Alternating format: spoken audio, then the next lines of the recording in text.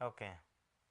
ఇంకా కేసు పరానికి వస్తే ఆమె మీద పెట్టిన కేసులన్నీ తప్పుడు కేసులు. ఇంకా రాబోయే రోజుల్లో కూడా ఈ కిరణ్ రాయలు, తినకి సంబంధించిన వ్యక్తులు ఇంకా తప్పుడు కేసులు ఆమె మీద పెట్టడానికి ప్రయత్నిస్తున్నారన్న సమాచారం కూడా మాకుంది. ఓకే. ఎన్ని కేసులొచ్చినా ఈ రోజు న్యాయ పోరాటం అయితే ఖచ్చితంగా మేము చేస్తాం. హ్మ్. అందులో న్యాయం దక్కేంత వరకు కూడా మేము తుది పోరాటం వరకైతే చేస్తాం. ఖచ్చితంగా న్యాయం అయితే దక్కుతుంది. అందులో డౌట్ లేదు. ఓకే. దానికి ఎగ్జాంపుల్ ఆమెని జైపూర్‌కి ఏ విధంగా ఎంత ఫాస్ట్‌గా అయితే తీసుకెళ్లారో అంతే ఫాస్ట్‌గా మళ్ళీ మేము వెనక్కి తీసుకురావడం అదందరికీ తెలిసిన విషయమే. అవును.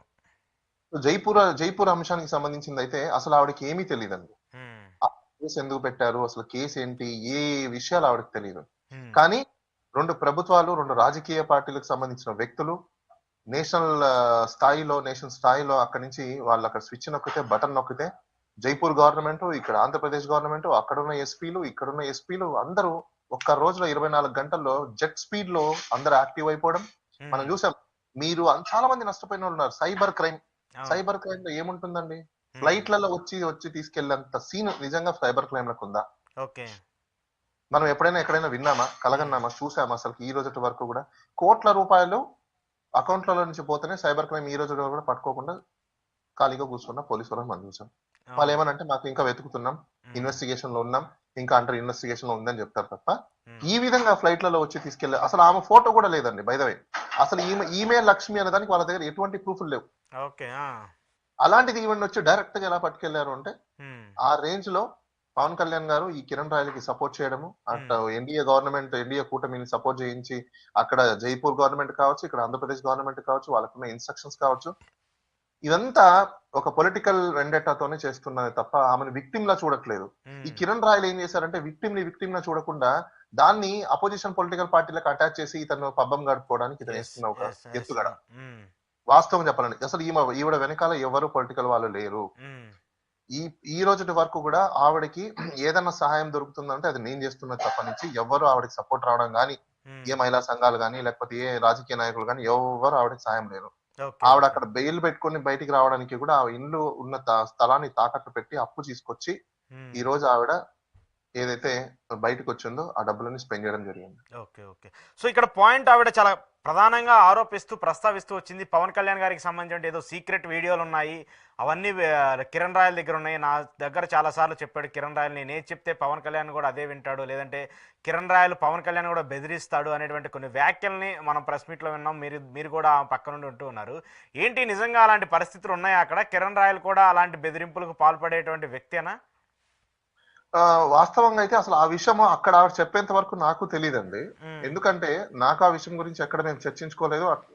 ఆ టాపిక్ కూడా రాలేదు. హ్మ్. కానీ ఆ ఫ్లోలో ఆవిడ వచ్చింది. హ్మ్. తర్వాత నేను గూడా అడగడం జరిగింది. ఏంటండి అంటే, ఈవిడ డబ్బులు డిమాండ్ చేసిన ప్రతిసారి గూడా అతను బెదిరించడం అనేది జరిగిందంట. హ్మ్. ఆ బెదిరించడం జరిగే టైంలో అసలు నీ వెనకాల ఎవరు, ఏంటి అనే కాల్స్ రికార్డ్ గూడా మనం చూసాం. అవును. ఎవరు ఏం చూసుకొని నువ్వు ఇది చేస్తున్నావు అన్నప్పుడు అతను చెప్పే మాటలు గూడా కొన్ని మనం చూసాం. హ్మ్. అతను చెప్పిన వర్షన్ ఏందంట ఆవిడకి, నా వెనకాల పవన్ కళ్యాణ్ ఉన్నారు. నేను ఎవరిని తిట్టినా గూడా నన్నేం చేయరు. ఎందుకు అంటే పవన్ కళ్యాణ్‌కి సంబంధించినవి ఇవి నా దగ్గర ఉన్నాయి. హ్మ్. సో, కాబట్టి నన్ను పవన్ కళ్యాణ్ ఎటువంటి సందర్భాలలో టచ్ చేసే సమస్య లేదు. హ్మ్. నేను రోజా గారిని తిట్టినా, పవన్ కళ్యాణ్‌ని సారీ మన జగన్మోహన్ రెడ్డిని తిట్టినా, చంద్రబాబు నాయుడుని తిట్టినా, లోకేష్‌ని తిట్టినా, ఎవ్వరిని తిట్టినా నన్నైతే ఏం చెయ్యరు. హ్మ్. నన్నిక్కడ పోలీస్ వాళ్ళు గూడా నన్నెవరు తాకరు. ఎవరు టచ్ చేయరు హ్మ్. అని ఆమె చెప్పడం అయితే జరిగింది. హ్మ్. అది నిజంగా ఉందా లేదా అని కిరణ్ రాయల్ చెప్పాలి. లేదంటే పవన్ కళ్యాణ్ చెప్పాలి. ఇప్పుడు హ్మ్. పవన్ కళ్యాణ్ బయటికొచ్చి బహిరంగ ఈ అంశం మీద ఖచ్చితంగా మాట్లాడాల్సిన అవసరం అయితే వచ్చింది. లేదు అంటే దీని వెనకాల ఖచ్చితంగా పవన్ కళ్యాణ్‌కి సంబంధించినవి కూడా ఉన్నాయి అనేది మాత్రము ఆ ఊహాగానాలు నిజమయ్యే అవకాశాలు కూడా ఉన్నాయి మనకు. హ్మ్. డెఫినెట్‌గా ఖచ్చితంగా ఇవ్వాలి కదా! ఇప్పుడు 'కిరణ్ రాయల్' అన్న దానికి సంబంధించి సమాధానం చెప్పాలి. లేదంటే పవన్ కళ్యాణ్ గారికి సంబంధించి ఆయన పీఆర్‌ఓలు ఎవరన్నా ఉన్నా వాళ్ళన్నా సమాధానం అవును. చెప్పాలి. లేకపోతే ఆ మహిళ చేసినటువంటి అలిగేషన్స్ నిజమయ్యే పరిస్థితి ఉంటది కదా! కరెక్ట్. హ్మ్. హ్మ్. హ్మ్. అవునండి. నిజమే. ఇప్పుడు వాళ్ళ సమాధానం అయితే ఖచ్చితంగా చెప్పాల్సిన అవసరం కూడా ఉందండి. హ్మ్. హ్మ్. హ్మ్. సో, ఏంటి ఇంతే ఇక్కడ కాకుండా యాహ్! చెప్పండి. కంటిన్యూ చేయండి. ఇంతే కాకుండా ఆవిడ చెప్పడం ఏందంటే నిజంగా నిన్న ప్రెస్ మీట్ అంతా మీరు చూసారు. హ్మ్. ఆ ప్రెస్ మీట్‌లో అతనికి సంబంధించిన విషయాలు అంటే అతను ఏం బిజినెస్ చేస్తాడు? ఏ విధంగా తిరుమల తిరుపతి అవును. దేవస్థానానికి సంబంధించిన దర్శనాలు గానివ్వండి, అవేవో శారీస్ అంట. శారీస్‌కి సంబంధించినవి గానివ్వండి, హ్మ్. తర్వాత ఇతని చేతుల్లో బాధితులు ఇంకా చాలా మందున్నారంట. హ్మ్. ఆ బాధితులందరూ కూడా బయటికొచ్చి ఖచ్చితంగా వాళ్ళు ఒకవేళ పోరాటం చేస్తే మేము ఖచ్చితంగా వాళ్ళకి సపోర్ట్ చేస్తామండి. హ్మ్. కానీ ఈ కిరణ్ రాయల్ ఇంకా బాధితులతో ఈవిడ మీద ఈ బాధితురాలు మీద చాలా మందితో తప్పుడు కేసులు పెట్టిస్తున్నాడు. ఓకే. మరి అది వాళ్ళెందుకు పెడుతున్నారు ఏంటి అనేది మనకు తెలీదు. అది హ్మ్. ఎల్లో న్యాయస్థానంలో ఎలాగో నిలబడవనుకోండి. ఇంకోటి అబ్దుల్ గని ఎవరైతే ఉన్నారో అబ్దుల్ గని అనే అతను ఒకప్పుడు పవన్ కళ్యాణ్ గారి దగ్గర పనిచేసే వ్యక్తి అంట. ఒకసారి డ్రైవర్ గాను, అవును. అసిస్టెంట్ గాను పనిచేశారట. హ్మ్. మరి ఆ రేంజ్ లో దగ్గర ఉన్న పనిచేసిన వ్యక్తి ఈ రోజు ఇక్కడ ఉన్నాడు, ఇలా మాట్లాడుతున్నారంటే ఖచ్చితంగా పవన్ కళ్యాణ్‌కి ఎంతో కొంత ఇక్కడ సమాచారం ఉంది. ఆయనకు కూడా దీంట్లో ఎంతో కొంత భాగం అయితే ఉందనే మనం భావించాల్సిన అవసరం కూడా ఉందండి. ఓకే. ఓకే. ఏంటి ఇక్కడ పోలీసులకు సంబంధించి కంప్లెయింట్ కూడా నమోదు చేశారు కిరణ్ రాయలకి సంబంధించి. అదేమన్నా నిలబడే కంప్లెయింటా? లేదా ఫార్మాలిటీ ప్రకారం ఒక బాధితురాలు ఇచ్చింది కాబట్టి దాన్ని తీసుకున్నారా?